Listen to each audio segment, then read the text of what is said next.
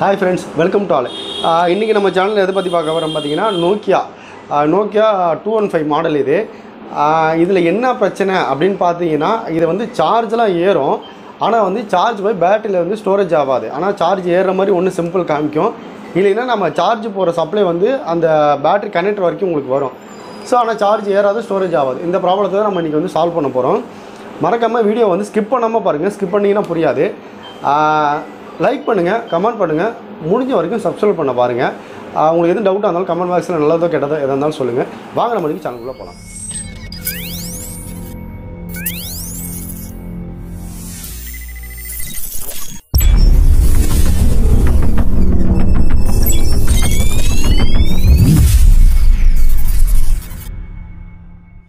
Okay friends, இப்போ வந்து இந்த மொபைலை வந்து நான் ஆன் பண்ணுறேன். இது வந்து பார்த்தீங்கன்னா சார்ஜ் பின்னெல்லாம் வந்து கரெக்டாக இருக்குது. அதாவது பேட்ரி கனெக்டர் வரைக்கும் நமக்கு சப்ளை வருது.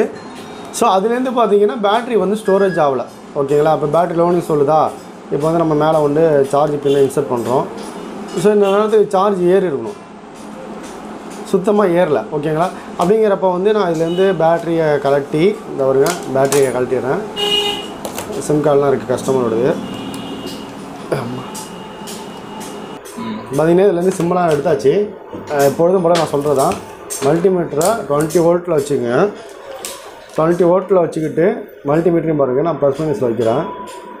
ஸோ வோல்ட்டு வருது 3.78 கிட்ட வருது. ஸோ இதுக்கு வந்து பேட்டரி வரைக்கும் பேட்டரி கனெக்டர் வரைக்கும் சப்ளை வருது, பேட்டரியில் ஸ்டோரேஜ் ஆகலை. அப்படிங்கிறப்ப இதை நீங்கள் ஆஃப் பண்ணிக்கோங்க. அடுத்து என்ன பண்ணுறீங்கன்னா ஃபோனை சார்ஜ் பின்லேருந்து ரிமூவ் பண்ணிவிட்டு இதில் உள்ள ஸ்க்ரூஸ் எல்லாம் ரிமூவ் பண்ணிவிடுங்க. நான் முன்கூட்டி ரிமூவ் பண்ணி வச்சுட்டேன். ஸோ உங்களுக்கு ஓப்பன் பண்ணி காமிக்கிறதுனால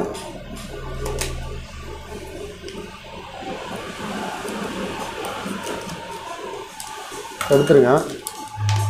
இது ஹெட்ஃபோன் ஜாக்கு இதெல்லாம் ஒன்று அப்படியே எடுத்து அதை வச்சுருங்க. இப்போ வந்து இதுலேருந்து டிஸ்பிளே ஜாக்கை எடுத்துட்டு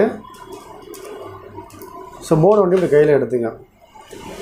ஸோ போர்டை கையில் எடுத்துகிட்டு இப்போ நான் சொல்கிறது மட்டும் ஸ்கிப் பண்ணாமல் தெளிவாக கேட்டிங்கன்னா தான் உங்களுக்கு புரியும். ஸ்கிப் பண்ணிங்கன்னா முடியாது. ஸோ இதில் மொத்தம் 5 ட்ராக் இருக்கும். ஆல்ரெடி நான் உங்கள்கிட்ட சொல்லியிருப்பேன். இதில் வந்து 5 ட்ராக் இருக்கும். பார்த்தீங்கன்னா நல்லா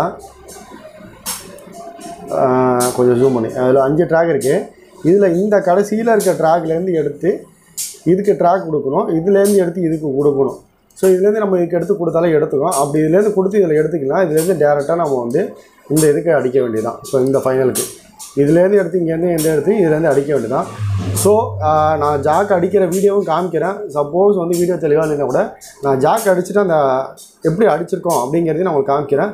அதையும் பாருங்கள். ஸ்கிப் பண்ணாதீங்க. ஸ்கிப் பண்ணால் கண்டிப்பாக புரியவே புரியாது. பாருங்க கொஞ்சம். இப்போ பார்த்தீங்கன்னா நான் ஜம்பர் எடுத்துருக்கேன், சால்ட் கைனும் எடுத்துக்கிறேன். ஸோ இந்த கடைசியில் உள்ள பாயிண்டில் அடிக்கிறேன்.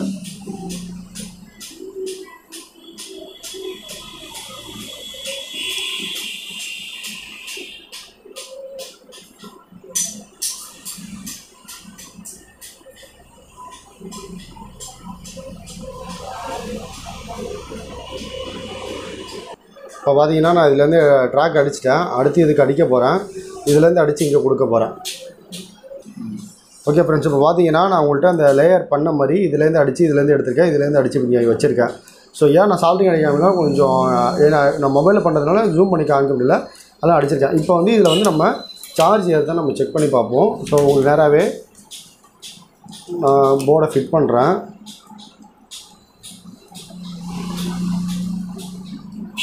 ஓகேங்களா? ஃபிட் பண்ணியாச்சு.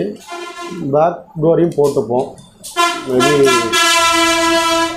எடுத்துக்க சான்சஸ் நிறைய இருக்குது. ஆனால் இதே மாதிரி தான் எல்லா போர்டுக்கும் இருக்குமான்னு நினைக்காதீங்க. ஸோ ஒவ்வொரு சிசி மாற்றும் போது கண்டிப்பாக பாருங்கள், அதில் ஒரு ட்ரிக்ஸ் இருக்கும். ஒவ்வொரு ட்ராக் அடிக்கும் போது பாருங்கள், அதில் ஒரு ட்ரிக்ஸ் இருக்கும். எதில் அடிக்கிறோம், எந்த கண்டென்ஸில் அடிக்கிறோம், எந்த ஐஸில் அடிக்கிறோன்னு இருக்குது. இப்போ வந்து நான் இதில் வந்து பேட்டரியும் போட்டுட்டேன். ஸோ பேட்டரி போட்டுட்டு நம்ம ஃபஸ்ட்டு சார்ஜ் பண்ணி நம்ம சொருகணும்ப்போ சார்ஜ் வரல. இப்போ நான் சார்ஜ் பண்ணி சொருகுறேன். சொருகிட்டு சுவிட்சை போட்டாச்சு. இப்போ பார்த்தீங்கன்னா நம்ம பண்ணுறது சரியாக இருந்ததுன்னா கண்டிப்பாக சார்ஜ் ஏறும், பேட்டரி சிம்பிள் காமிக்கும். ஓகே, ஃபோன் ஆன் ஆகிட்டு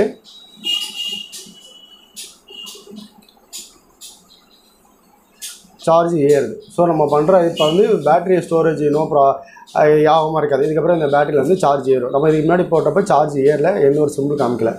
ஸோ இது மாதிரி சர்வீஸ் ஓரியன்டட் இருக்க மறக்காமல் இங்கே தமிழ் டெக் ஆக்குற சப்ஸ்கிரைப் பண்ணுங்கள். எந்த வீடியோவும் ஸ்கிப் பண்ணாமல் பாருங்கள். ஒரு சார்ஜ் பின்னு மாத்திர வீடியோ இது ஆல்ரெடி பார்த்துட்ட மாதிரியா அப்படிங்கிறத நீங்கள் என்றைக்குமே நினைக்க வேணாம். ஸோ ஒவ்வொரு வீடியோலையும் ஒவ்வொன்றும் நான் சொல்லி கொடுத்துருப்பேன். ஸோ ஒரு ட்ராக் அடிக்கிறதோ இல்லை வந்து அந்த சார்ஜ் பின்னு ஈஸியாக வைக்கிறதோ இது மாதிரி சொல்லுவேன். ஸோ எல்லா வீடியோ மறக்காமல் பாருங்கள். முடிஞ்ச வரைக்கும் கடை வைக்கிறவங்க இந்த மாதிரிக்கெல்லாம் யூஸ் ஆகும். நிறைய பேருக்கு ஷேர் பண்ணுங்கள். மீண்டும் அடுத்த வீடியோவில் சந்திப்போம். நன்றி.